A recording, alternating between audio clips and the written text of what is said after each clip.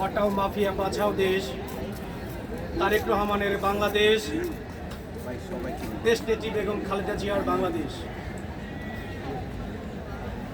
এই দিনে আমরা মরহুম শহীদ প্রেসিডেন্ট জিয়া রহমানের ত্যাগের মাধ্যমে যেই বাংলার স্বাধীনতা পেয়েছি, সেই স্বাধীনতার অক্ষুণ্ণ মর্যাদা ধারাবাহিকভাবে নতুন প্রজন্মের কাছে তুলে ধরার জন্য বাংলাদেশ জাতীয়তাবাদী দল বিএনপির সহযোগী সংগঠন হিসেবে আমরা সারা বাংলাদেশের মানুষের কাছে এই বিজয় উল্লাসের ধারাকে অব্যাহত রেখে নতুন প্রজন্মকে মরহুম শহীদ প্রেসিডেন্ট জিয়া রহমানের আদর্শকে এবং এই বাংলাদেশের গণতন্ত্রকামী মানুষের দুয়ারে দুয়ারে গিয়ে আমরা কাজ করে যাচ্ছি।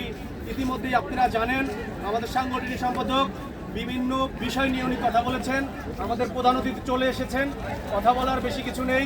আজকের এই বিজয়ে আমরা সকল শহীদদের প্রতি শ্রদ্ধা নিবেদন করব এবং এই শ্রদ্ধা নিবেদন করে একটি মেসেজ দিতে চাই, এই বাংলাদেশে যতক্ষণ পর্যন্ত পূর্ণ গণতন্ত্র প্রতিষ্ঠিত না হবে বিএনপি এবং বিএনপির সহযোগী অঙ্গ সংগঠনের সংগ্রাম চলবেই চলবে এবং পূর্ণ স্বাধীনতা বিস্তার লাভ করে আমরা সাধারণ মানুষের ন্যায্য অধিকার ফিরিয়ে দিয়েই আমরা পূর্ণ গণতন্ত্র প্রতিষ্ঠা করব।